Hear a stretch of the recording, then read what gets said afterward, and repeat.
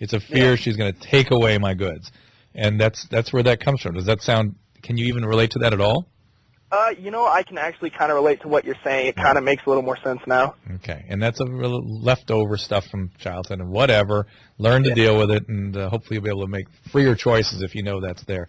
It's so funny how he sees it. Oh, these guys are being they're nuts to be taken away by their girlfriends. How dare they? Well, you start to break this stuff down. You go, was his mother overpowering? Is he still there? Yeah. Is you still there, dude? Yeah, I'm sorry. Was your mother or an aunt or a sister or any female in your life really overpowering to you ever? Actually, my dad kind of left the picture when I was about 8 or 9 years old, and I've been raised by my mother my whole life, and my aunt was my babysitter. And were they sort of controlling and intrusive? My mom might have been a little intrusive, but like I said, the parental figures in my life were always women. But it feels to me like hostility might have been something you were exposed to. Does that sound familiar? A lot of anger and hostility? Maybe a little bit, just because I was always, I grew up around a lot of kids that had both parents, and it was, I always kind of felt like odd man out, Resented that. Might be something there. Yeah. So there you go. Whatever. It's all good. Just to keep an eye on it, okay? All right, and I just wanted one thing to say with your guest. I love that track, by the way. That was real good. Life is Beautiful? Really enjoyed that. Yes. Thank you very much. Yeah, people seem to really respond to that. So. Yeah. We got to take another break. It's Nikki Sixx here tonight. The phone number 1-800-LOVE-191. We're going to hear another song after the next break. MySpace.com/Heroin Diaries. The book is The Heroin Diaries. Soundtrack comes out Tuesday, and the book comes out on September 18th. So more Nikki, more me after this. Everybody, it's Loveline. The phone number again is 1-800-LOVE-191. A psychiatrist friend of mine said something like, I think everyone in the world is crazy except me and thee. Sometimes I worry about thee. So anyway, Helio members type LOVE love, that is, and then hit jump on your Helio phone. No Helio folks have called in yet tonight. And once again, our phone number, 1-800-LOVE-191. Nikki Sixx is the guest. Stryker is away this week. We'll have a best of tomorrow night. And as I said, Joel McHale and Aisha Tyler later in the week. I'm very excited about this week. And tonight it's Nikki Sixx. The Heroin Diaries is the book, coming out September 18th. And then on Tuesday, the Heroin Diaries soundtrack is coming out, performed by 6 a.m. And you just heard Life is Beautiful. In a few minutes, we'll hear Accidents Can Happen. Yeah. But just right now, a few phone calls. This is Chris. What's up, Chris? Hi. I'm curious to know if Nikki will be selling any signed books off his website. When the book comes out after September 18th? Right. We are doing something, and to be honest with you, I've been so busy that I can't remember what it was, but we were going to sign a certain amount of them and do something, but don't hold me to it. Okay. I bet on the MySpace page it will spell that out now. Yeah, you know what? I mean, I'm so involved in everything, and it's something, I think I'd come up with something like 1,000 signed books, but I would say, I don't know what's my advice, check out Nikki Sixx, NIKKISIXX.net, or MySpace.com/Heroin Diaries. I think one or the other of those eventually would give you your answer. This is L.A.? Is that right, or La? Hi, how are you? I'm good. Hi, Nikki. Hey, how you doing? I'm good. How are you? Good. What's your name? Is your name La or L.A.? It's like, La. Oh, La. La. Yeah. Cool. Yeah. Is that short? From MySpace. Yeah, it's short for something. Okay. Well, I was, I guess, curious as to your suggestion, Nikki, from being in recovery, and I myself am in recovery. Great. I have a very dear friend of mine. He's actually an ex-boyfriend. We are now more like brother and sister. We haven't dated in years, and he continues to use different things.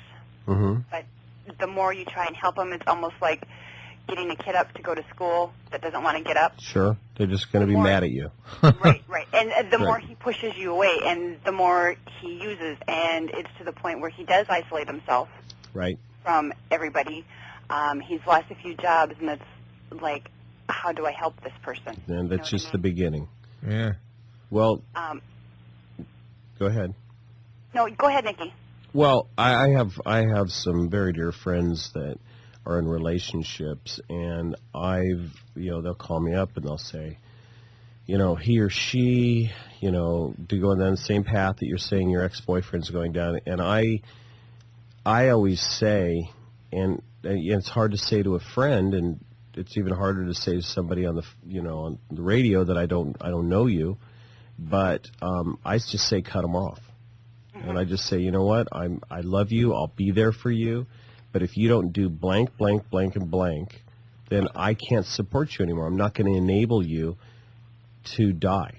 Right. And I know it's kind of hard to hear, but every time that people don't do that, the person continues to walk on them, and usually they either die or kill somebody else anyway.